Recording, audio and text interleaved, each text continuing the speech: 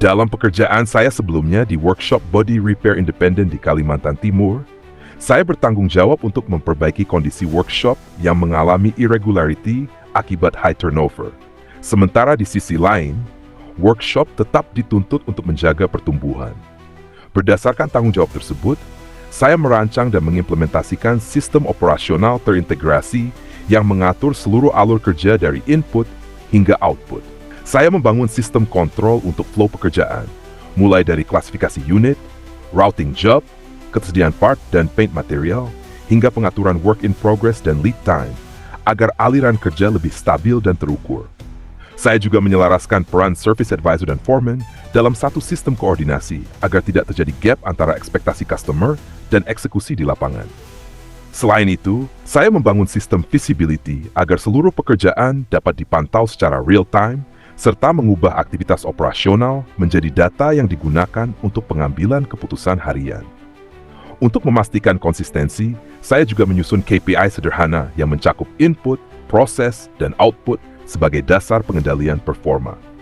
Dalam proses implementasi, tantangan yang saya hadapi tidak sederhana. Perubahan yang saya lakukan pada sistem kerja yang sebelumnya cenderung bebas, fleksibel, dan minim kontrol menimbulkan rasa terusik dan ketidaknyamanan di awal. Hal ini memunculkan resistance dari beberapa pihak karena adanya perubahan pola kerja dan struktur yang sebelumnya tidak terdefinisi secara ketat. Dalam situasi tersebut, di satu sisi tantangannya terasa kompleks dan cukup rumit karena harus mengurai sistem yang sudah terbentuk tanpa struktur yang jelas.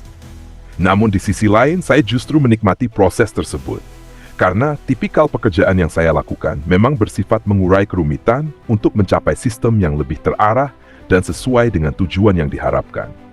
Saya menghadapi kondisi tersebut dengan pendekatan yang konsisten, penuh kesabaran, dan disiplin dalam menjaga arah sistem. Secara bertahap, melalui komunikasi, konsistensi eksekusi, team alignment system mulai terbentuk dan dirasakan manfaatnya oleh tim di lapangan, atau area produksi, maupun di tim non-produksi, seperti SA dan admin. Hasilnya, sistem yang saya bangun mampu meningkatkan stabilitas operasional, efisiensi kerja, konsistensi kualitas, serta mendukung growth yang tetap terjaga di tengah kondisi workshop yang tidak stabil. Intinya, saya tidak hanya menjalankan proses, tetapi membangun dan mengintegrasikan sistem kerja yang membuat operasional tetap terkontrol, terukur, dan stabil, meskipun berada dalam kondisi tekanan organisasi yang tinggi dan proses perubahan budaya kerja yang menantang.